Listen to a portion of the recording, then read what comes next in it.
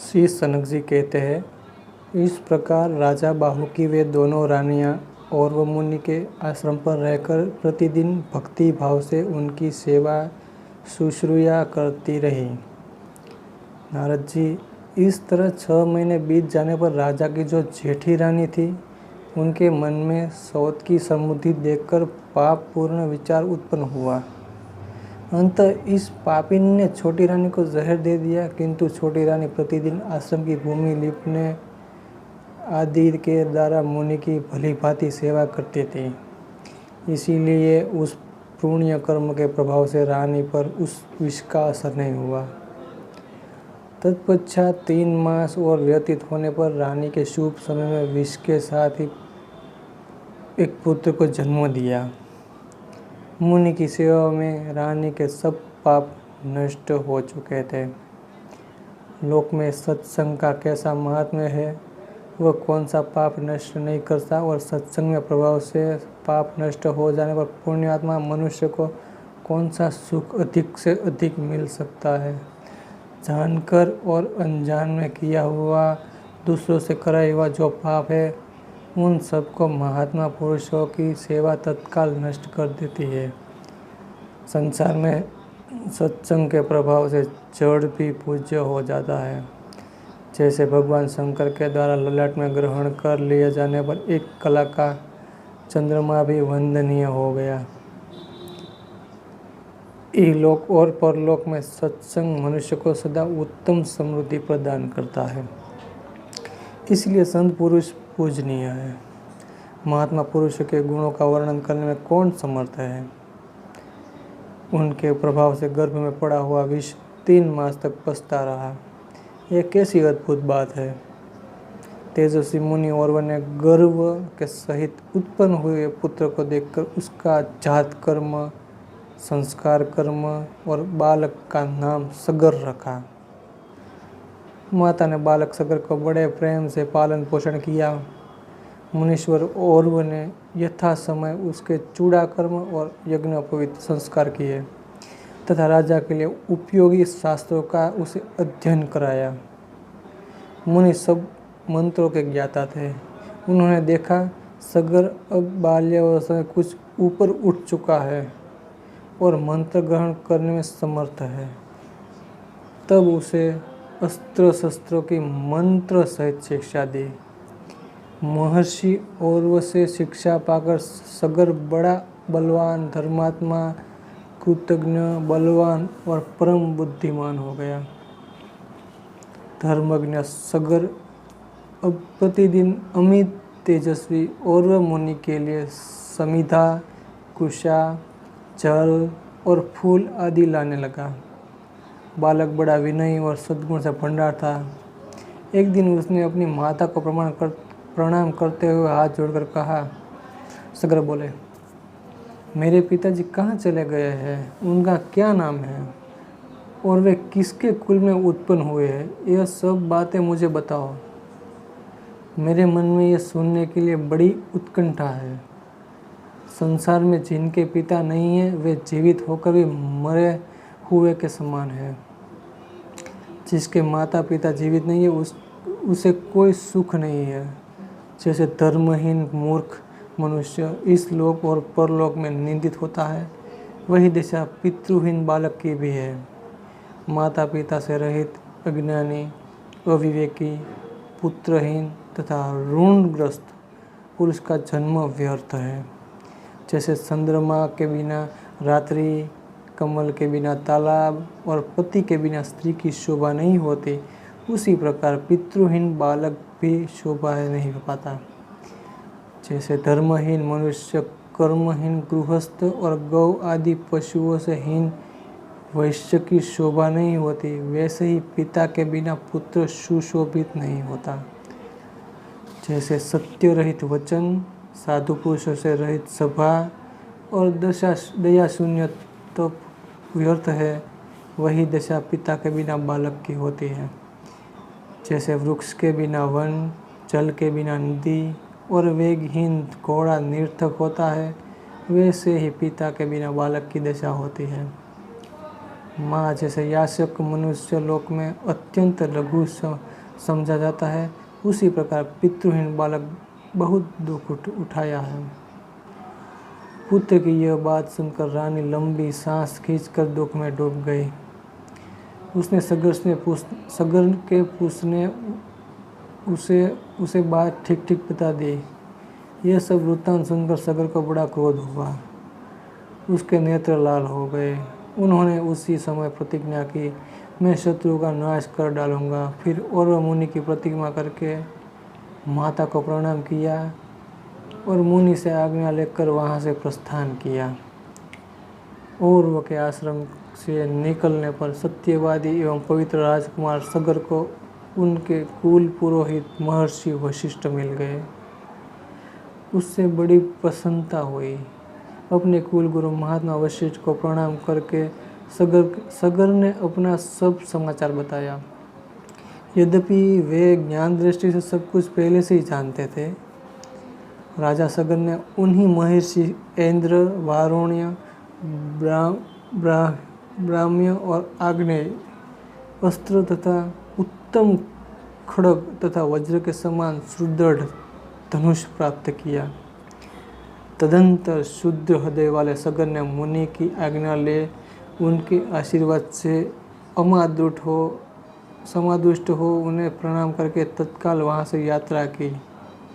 शूरवीर सगर ने एक ही धनुष से अपने विरोधियों का पुत्र पौत्र और सेना सहित स्वर्गलोक को पहुँचा दिया। उनके धनुष से छूटे हुए अग्नि सदृश बाण से संतप्त होकर कितने ही शत्रु नष्ट हो गए और कितने ही भयभीत होकर भाग गए।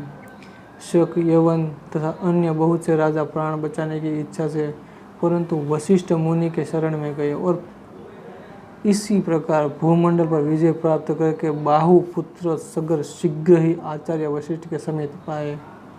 उन्हें अपने गुरु गुप्तचरों से यह बात मालूम हो गई थी कि हमारे शत्रु गुरु जी की शरण में गए हैं। बाहुपुत्र सगर को आज्ञा हुआ सुनकर महर्षि वशिष्ठ शरणागत राजाओं की रक्षा करने के लिए अपने शिष्य सगर की प्रसन्नता के लिए क्षण पर विचार करने लगे। फिर उन्होंने कितने ही राजाओं के सिर मुंडवा दिए और कितने ही राजाओं की दाढ़ी मूछ मुंडवा दी। यह देखकर सगर हंस पड़े और अपने तपोनिधि गुरु से इस प्रकार बोले। सगर बोले, गुरुदेव, आप इन दुराचारियों की व्यर्थ रक्षा करते हैं। उन्होंने मेरे पिता का राज्य का अपहरण कर लिया था। अंततः मैं इस सब प्रकार के इनका संहार कर डालूंगा। पापात्मा दुष्ट मनुष्य तब तक दुष्टता करते हैं जब तक कि उनकी शक्ति प्रबल होती है। इसीलिए शत्रु यदि दास बनकर आए, वेश्या सौहार्द दिखाए तो साफ साधुता प्रकट हो करे तो कल्याण की इच्छा रखने वाले पुरुषों को उन पर विश्वास नहीं करना चाहिए। क्रूर मनुष्य पहले तो जीभ से बड़ी कठोर बातें करते हैं, किंतु वह निर्बल पड़ जाते हैं तो उसी जीभ से बड़ी करुणाजनक बातें कहने लगते हैं। जिसको अपने कल्याण की इच्छा हो वह नीति शास्त्र का ज्ञाता पुरुष दृष्टों के दंभपूर्ण साधुभाव और दास भाव पर कभी विश्वास न करें। नम्रता दिखाते हुए दुर्जन, कपटी मित्र और दुष्ट स्वभाव वाली स्त्री पर विश्वास करने वाला पुरुष मृत्यु तुल्य खतरे में ही है। अंत गुरुदेव, आप इनकी प्राण रक्षा न करें।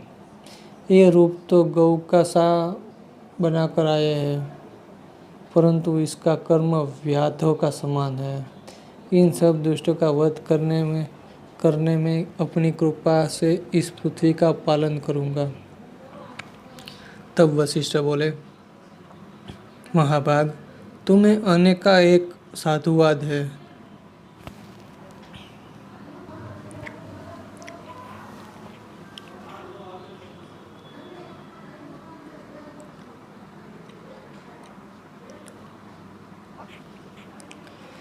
सुव्रत, तुम ठीक कहते हो। फिर भी मेरी बात सुनकर तुम्हें संपूर्ण शांति मिलेगी। राजन, सभी जीव कर्मों की रस्सी में बंधे हुए हैं तथापि जो अपने पापों से ही मारे गए हैं उन्हें फिर किस लिए मारते हो? यह शरीर पाप से उत्पन्न हुआ और पाप से ही बढ़ रहा है। इसे पाप मूल्य जानकर ही तुम क्यों इसका वध करने का उद्यत हुए हो? तुम वीर क्षत्रिय हो।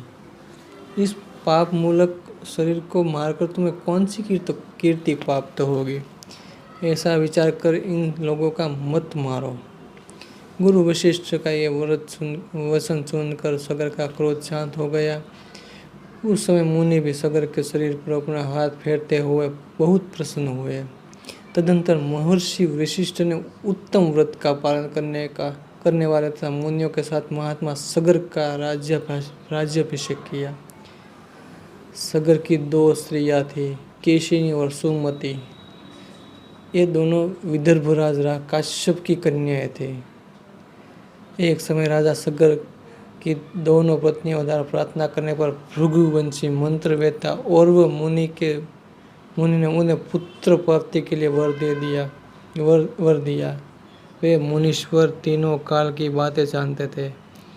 उन्होंने क्षण भर वे ध्यान में स्थित होकर केशिनी और सुमति का हर्ष बढ़ाते हुए इन प्रकार कहा। और वो ऋषि बोले, तुम दोनों में से एक रानी तो एक ही पुत्र प्राप्त करेगी, किंतु वह वंश को चढ़ाने वाला होगा, परंतु दूसरी केवल संतान विषयक इच्छा की पूर्ति के लिए 60,000 पुत्र पैदा करेगी। तुम लोग अपनी अपनी रुचि के अनुसार इनमें से एक एक वर मांग लो। और वह मुनि का यह वचन सुनकर केशिनी ने वंश परंपरा के हेतुभूत एक ही पुत्र का वरदान मांगा तथा रानी सुमति के 60,000 पुत्र उत्पन्न हुए। केशिनी ने पुत्र का नाम असमंजस, दुष्ट असमंजस, उन्मत्त की 100 चेष्टा करने लगा। उनकी देखा देखी सगर के सभी पुत्र बुरे आचरण करने लगे। इन सब के दूषित कर्मों के देखकर बाहुपुत्र राजा सगर बहुत दुखी हुए। उन्होंने अपने पुत्रों को निंदित कर्मों पर भली भांति विचार किया। वे सोचने लगे, ओहो, इस संसार में दुष्टों का संग अत्यंत कष्ट देने वाला है। तदंतर असमंजस ने अंशुमान नामक पुत्र उत्पन्न हुआ, जो बड़ा धर्मात्मा, गुणवान और शास्त्रों का ज्ञाता था। सदा अपने पितामह राजा सगर के हित में संलग्न रहता था। सगर ने सभी दुराचारी पुत्र लोग के उपद्रव करने लगे। वे धार्मिक अनुष्ठान करने वाले लोगों के कार्य में सदा विघ्न डाला करते थे। वे दुष्ट राजकुमार सदा मद्यपान करते और पारिजात आदि देवीय वृक्षों के फूल लाकर अपने शरीर को सजाते थे। उन्होंने साधु पुरुषों की जीविका छीन ली और सदाचार का नाश कर डाला। यह सब देखकर इंद्र आदि देवता अत्यंत दुख से पीड़ित हो इन सगर पुत्रों के नाश के लिए कोई उत्तम उपाय सोचने लगे। सब देवता कुछ निश्चय करके पाताल की गुफा में रहने वाले देव देवेश्वर भगवान कपिल के समीप गए। कपिल जी अपने मन से परमानंद स्वरूप आत्मा का ध्यान कर रहे थे। देवताओं ने भूमि पर दंड की भांति लेटकर उन्हें साष्टांग प्रणाम किया और इस प्रकार स्तुति की। देवताओं बोले, आप योग शक्तियों के संपन्न हैं, आपको नमस्कार है। आप सांख्य योग में रत रहने वाले हैं, आपको नमस्कार है। आप नर रूप से छिपे हुए नारायण हैं, आपको नमस्कार है। संसार रूपी वन को भस्म करने के लिए आप दावानल के समान है तथा धर्म पालन के लिए सेतु रूप है, आपको नमस्कार है। प्रभु, आप महान वितराग महात्मा है, आपको बारंबार नमस्कार है। हम सब देवता सगर के पुत्रों से पीड़ित होकर आपकी शरण में आए हैं, आप हमारी रक्षा करें। कपिल जी ने कहा, श्रेष्ठ देवतागण, जो लोग इस जगत में अपने यश, बल, धन और आयु का नाश चाहते हैं, वे ही लोगों को पीड़ा देते हैं। जो सर्वदा मन, वाणी और क्रिया द्वारा दूसरों की पीड़ा देते हैं, उन्हें देव ही शीघ्र नष्ट कर देता है। थोड़े ही दिनों में उन सगर पुत्र नाश हो जाएगा। महात्मा कपिल मुनि ने ऐसा कहने पर देवता विधि पूर्वक उन्हें प्रणाम करके स्वर्ग लोक को चले गए। इसी बीच में राजा सगर ने वशिष्ठ आदि महर्षियों के सहयोग से परम उत्तम अश्वमेध यज्ञ का अनुष्ठान आरंभ किया। उस यज्ञ के लिए नियुक्त किए घोड़े को देवराज इंद्र ने चुरा लिया।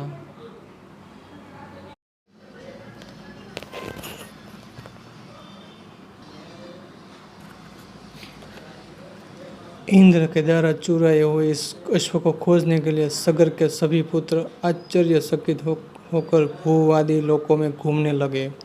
जब ऊपर के लोगों के कहीं भी नहीं उन्हें वह अश्व नहीं दिखाई दिया, तब वे पाताल में जाने को उद्यत हुए।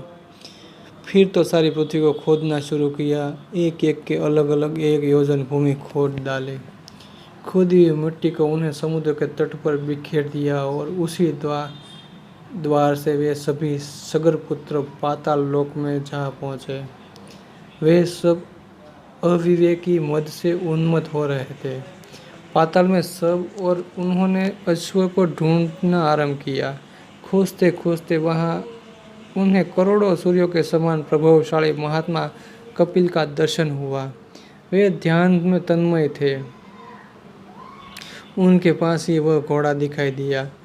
फिर तो वे सभी अत्यंत क्रोध में भर गए और मुनि को देखकर उन्हें मार डालने का विचार करके वेगपूर्वक दौड़ते हुए उन पर टूट पड़े।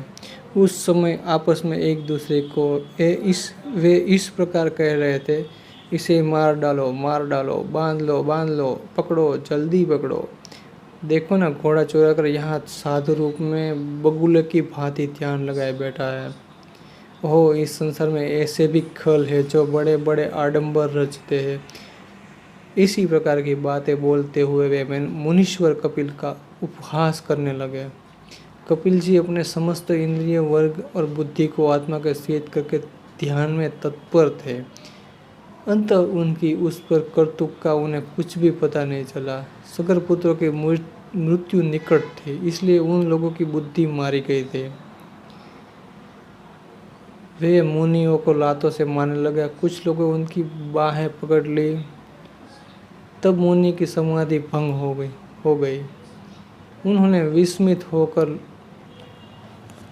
लोक में उपद्रव करवाने वाले सगर पुत्रों को लक्ष्य करने के लिए गंभीर भाव से युक्त यह वचन कहा, जो ऐश्वर्य के मद से उन्मत्त है, जो भूख से पीड़ित है, जो कामी है तथा जो अहंकार से मूढ़ हो रहे, ऐसे मनुष्य को विवेक नहीं होता। यदि दुष्ट मनुष्य सज्जनों को सताते हैं तो इसमें आश्चर्य क्या है। नदी का वेग किनारे पर उगे हुए वृक्षों को भी गिरा देता है। वहाँ धन है, जहाँ धन है, जवानी है तथा पराई स्त्री भी है, वहाँ सदा सब अंधे और मूर्ख बने रहते हैं। दुष्ट के पास लक्ष्मी हो तो वह लोक का विनाश करने वाली ही होती है। जैसे वायु अग्नि की ज्वाला को बढ़ाने के लिए सहायक होते हैं, जैसे दूध सांप के विष को बढ़ाने में कारण होता है, उसी प्रकार दुष्ट की सभी उसकी दुष्टता को बढ़ा देती है। वह धन के मद से अंधा हुआ मनुष्य देखते हुए भी नहीं देखता। यदि वह अपने हित को देखता है तो तभी वह वास्तव देखता है। ऐसा कहकर कपिल जी ने कुपित हो अपने नेत्र से आग प्रकट की और आग में समस्त सगर पुत्र को क्षण भर में जलाकर भस्म कर डाला। उनकी नेत्राग्नि से देखकर पाताल निवासी जीव शोक में डूब गए और असमय में प्रलय हुआ। विद्वानों ने शेष अंजुमन को अश्व ढूंढ लाने में कार्य में नियुक्त किया। प्रलय हुआ जानकर चित्कार करने लगे और अग्नि से संतप्त हो संपूर्ण सर्प तथा राक्षस समुद्र में शीघ्रतापूर्वक समा गए। अवश्य ही साधु महात्माओं का कोप दुस्साहस होता है। तदंतर देवदूत ने राजा के यज्ञ में जाकर यजमान सगर को वहाँ सब समाचार बताया। राजा सगर सब शास्त्रों के ज्ञाता थे। वे सब वृत्तांत सुनकर उन्होंने अत्यंत प्रसन्नतापूर्वक कहा, देव ने ही उन दुष्टों को दंड दे दिया। माता पिता भाई अथवा पुत्र जो भी पाप करता है वह शत्रु माना गया है। जो पाप में प्रवृत्त होकर उन लोगों का साथ विरोध करता है उसे महान शत्रु समझना चाहिए। यदि शास्त्रों का निर्माण है, मुनीश्वर नारद जी राजा सगर के अपने पुत्रों का नाश होने पर भी शोक नहीं किया, क्योंकि दुराचारियों की मृत्यु साधु पुरुषों के लिए संतोष का कारण नहीं है। क्योंकि दुराचारियों की मृत्यु साधु पुरुषों के लिए संतोष का कारण होती है। पुत्रहीन पुरुषों का यज्ञ में अधिकार नहीं है। धर्मशास्त्र की ऐसी आज्ञा होने के कारण महाराज सगर ने अपने पुत्र अंशुमान को ही दत्तक पुत्र के रूप में गोद लिया। सारग्राही राजा सगर ने बुद्धिमान और विद्वानों के श्रेष्ठ अंशुमान को अश्व ढूंढ लाने में कार्य में नियुक्त किया। अंशुमान ने उस गुफा में द्वार पर जाकर तेजो राशि मुनीश्वर कपिल को देखा, उन्हें साष्टांग प्रणाम किया। फिर दोनों हाथों से जोड़कर वह विनयपूर्वक उन्हें सामने खड़ा हो गया और शांति चित सनातन देव कपिल से इस प्रकार बोला। अंशुमान ने कहा, मेरे पिताजी भाइयों ने यहाँ आकर जो दुष्टता की है उसे अब क्षमा करें, क्योंकि साधु पुरुष सदा दूसरों के उपकार में लगे रहते हैं और क्षमा ही उनका बल है। संत महात्मा दुष्ट जीवों पर भी दया करते हैं। चंद्रमा चांडाल के घर में अपनी चांदनी खींच नहीं लेते हैं। सज्जन पुरुष दूसरों के वश सताए जाने पर भी सबके लिए सुखकारक ही होता है। देवताओं द्वारा अपनी अमृतमयी कला के भक्षण किए जाने पर भी चंद्रमा उन्हें परम संतोष ही देता है। चंदन को काटा जाए तो छेदा जाए, वही अपनी सुगंध से अपनों सुवासित करता रहता है। साधु पुरुष का भी ऐसा ही स्वभाव होता है। पुरुषोत्तम, आपके गुणों को जानने वाला मुनीश्वर गण ऐसा मानते हैं कि आप क्षमा, तपस्या, धर्माचरण द्वारा समस्त लोगों को शिक्षा देने के लिए भूतल पर अवतीर्ण हुए हैं। ब्राह्मण, आपको नमस्कार है। आप ब्रह्म स्वरूप है, आपको नमस्कार है। आप स्वभावतः ब्राह्मणों का हित करने वाले और सदा ब्रह्म चिंतन में लगे रहते हैं, आपको नमस्कार है। अंशुमान ने इस प्रकार की स्तुति करने पर कपिल मुनि का मुख प्रसन्नता से खिल गया। उस समय वे बोले, निष्पाप राजकुमार, मैं तुम पर प्रसन्न हूँ, वर मांगो। मुनि ने ऐसा कहने पर अंशुमान ने प्रणाम करके कहा, भगवान हमारे इन पितरों को ब्रह्मलोक में पहुंचा दे। तब कपिल मुनि ने अंशुमान अत्यंत प्रसन्न हो आदरपूर्वक बोले, राजकुमार, तुम्हारा पुत्र यहाँ गंगा जी को लाकर अपने पितरों को स्वर्गलोक पहुंचाएगा। वत्स, तुम्हारे पुत्र भगीरथ द्वारा लाई हुई पुण्य सलीला गंगा नदी इस सगर पुत्रों में पाप धोकर उन्हें परम पद की प्राप्ति करा देगी। बेटा, इस घोड़े को ले जाओ जिसके तुम्हारे पितामह यज्ञ पूर्ण हो जाए। अंशुमान अपने पितामह के पास लौट गए और उन्हें अश्व सहित उन सब समाचार निवेदन किया। सगर ने उस पशु के द्वारा ब्राह्मणों के साथ यज्ञ पूर्ण किया और तपस्या द्वारा भगवान विष्णु की आराधना करके वे वैकुंठ धाम को चले गए। अंशुमान के दिलीप नामक पुत्र हुआ। दिलीप से भगीरथ का जन्म हुआ, जो दिव्य लोक से गंगा जी की इस भूतल पर ले आए। उन्हें भगीरथ की तपस्या से संतुष्ट हो ब्रह्मा जी के उन्हें गंगा दे दी। फिर भगीरथ गंगा जी को धारण कौन करेगा, इसी विषय में विचार करने लगे। तदंतर भगवान शिव की आराधना करके उन्हें सहायता के वे देव नदी गंगा को पृथ्वी पर ले आए और उन्हें जल से स्पर्श कराकर पवित्र हुई पितरों के उन्होंने दिव्य स्वर्ग को पहुंचा दिया।